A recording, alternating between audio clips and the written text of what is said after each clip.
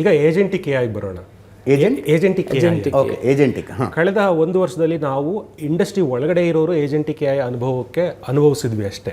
ಅದರ ಫಲವನ್ನು ಅನುಭವಿಸಿದ್ವಿ ಅಥವಾ ಭಯನೂ ಪಟ್ಕೊಂಡಿದ್ವಿ, ಇದೇನಪ್ಪ ಹಿಂಗೆಲ್ಲ ಆಗಿದೆ ಅಂತ. ಈಗ ಕ್ಲೌಡ್ ಕೋವರ್ಕಿಂದ ಜಗತ್ತಿಗೆ ಇದೇನು 9 ಕೋಟಿ ಹೋಗುತ್ತೆ ಉದ್ಯೋಗ ಎಲ್ಲ ಜನ ಮಾತಾಡೋಕೆ ಶುರು ಮಾಡೋದು ಕ್ಲೌಡ್ ಕೋವರ್ಕ್ ಆಂಥ್ರೋಪಿಕ್ಕಿಂದ ಸುದ್ದಿ ಬಂದಿದ್ದರಿಂದ. ಕೋವರ್ಕ್ 11 ಪ್ಲಗ್ಗಿನ್ ಬಂದಿದೆ ಆ ಕಾರಣದಿಂದ. ಅದೇನು ಪ್ಲಗ್ಗಿನ್ನು ಅಂತ ಸರಳವಾಗಿ ಹೇಳ್ತೇನೆ ನಾನು.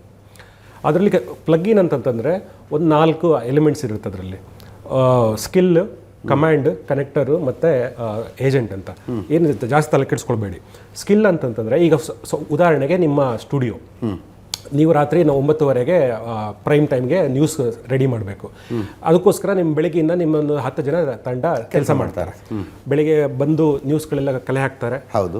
ಒಂದಷ್ಟು ಜನ ಡ್ರಾಫ್ಟ್ ರೆಡಿ ಮಾಡ್ತಾರೆ, ಒಂದಷ್ಟು ಜನ ಪ್ರೂಫ್ ರೆಡಿ ಮಾಡ್ತಾರೆ, ಒಂದಷ್ಟು ಜನ ಅದನ್ನ ವಿಡಿಯೋ ಎಡಿಟ್ ಮಾಡ್ತಾರೆ, ಗ್ರಾಫಿಕ್ಸ್ ಮಾಡ್ತಾರೆ. ಆಮೇಲೆ ಕೆಲವರು ಅದನ್ನ ಏನಾದರೂ ಡಿಫಾರ್ಮೇಷನ್ ಆಗುತ್ತಾ, ರೆಗ್ಯುಲೇಷನ್ ಎಲ್ಲ ಕಂಪ್ಲೈನ್ಸ್ ನೋಡ್ತಾರೆ, ಇದೆಲ್ಲ ಮಾಡ್ತಾರೆ. ಸಂಜೆ ಒಳಗಡೆ ಅಂದ್ರೆ ಒಂದು 10 ರೆಡಿ ಇರ್ತದೆ. ಈ ಒಂದು 10 ವರ್ಕ್ ಫ್ಲೋ ಇದೆ, ಆಯ್ತಾ? ಒಂದು ವರ್ಕ್ ಫ್ಲೋ ಇದೆ, ಒಂದು 10 ಸ್ಕಿಲ್ ಸೆಟ್ ಇದೆ, ಬೇರೆ ಬೇರೆ ಜನ ಮಾಡ್ತಾರೆ. ಈ ಪ್ರತಿ ವರ್ಕ್ ಫ್ಲೋನು ಮತ್ತೆ ಸ್ಕಿಲ್ ಸೆಟ್ ಇದನ್ನ ಆಟೋಮೇಟ್ ಮಾಡಿ ಟೂಲ್ಸ್ಗಳಿರ್ತದೆ. ಇದನ್ನ ಇದಿಷ್ಟು ಆಟೋಮೇಟ್ ಮಾಡಿ ಪ್ಲಗಿನ್ ಕ್ರಿಯೇಟ್ ಮಾಡ್ತಾರೆ, ಆಯ್ತಾ? ಈ ಪ್ಲಗಿನ್ ಕ್ರಿಯೇಟ್ ಮಾಡಿದ್ರೆ ಕೇವಲ ಒಂದು ಅರ್ಧ ಗಂಟೆಯಲ್ಲಿ ನಿಮ್ಮ ಬೆಳಿಗ್ಗೆಯಿಂದ ಇವರು 4-5 ಜನ ಅಥವಾ 10 ಜನ ಮಾಡಿದ್ದನ್ನ ಅರ್ಧ ಗಂಟೆಯಲ್ಲಿ ಈ ಟೂಲು ಮಾಡಿಕೊಡುತ್ತೆ, ಆಯ್ತಾ?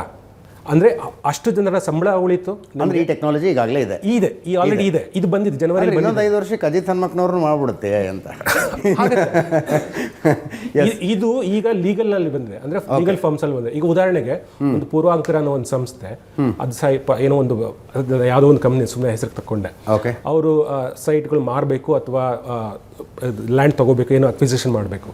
ಅವರು NDAಗಳು ತಗೊಂಡೋಗಿ ಇವ್ರಿಗೆ ಕೊಡಬೇಕು. ಒಂದು ಲಾ ಫಾರ್ಮ್ ಇಟ್ಕೊಂಡಿರ್ತಾರೆ. ಅವರು ಅಷ್ಟು ದಿನಕ್ಕೊಂದಷ್ಟು ತಗೊಂಡೋಗಿ ಫೈಲ್ಗಳು ಲಾ ಫಾರ್ಮ್ ಕೊಟ್ಟು ಲೀಗಲ್ ಒಪಿನಿಯನ್ ತಗೊಂಡು ಕಾನೂನಾತ್ಮಕವಾಗಿ ಇದೆಲ್ಲ ಸೈಟ್ ಡಾಕ್ಯುಮೆಂಟ್ ಕರೆಕ್ಟ್ ಇದೆಯಾ ಅಂತ ಚೆಕ್ ಮಾಡಿ. ಈಗ ಯಾರು ಮಾಡ್ತಿದ್ದಾರೆ ಅವರಲ್ಲಿ? ಲೀಗಲ್ ಜೂನಿಯರ್ಸ್ಗಳು ಮಾಡ್ತಿದ್ದಾರೆ. ಫಸ್ಟ್ ಅವ್ರು ನೋಡ್ತಾರೆ, ಅವ್ರದ್ದೊಂದು ಟೀಮ್ ಇದೆ, ಒಂದು 50-34 ಜನ ಟೀಮ್ ಇದೆ.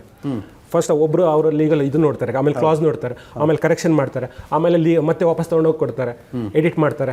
ಒಂದಿಷ್ಟು ಅದೊಂದು ತಿಂಗಳ ಕೆಲಸ.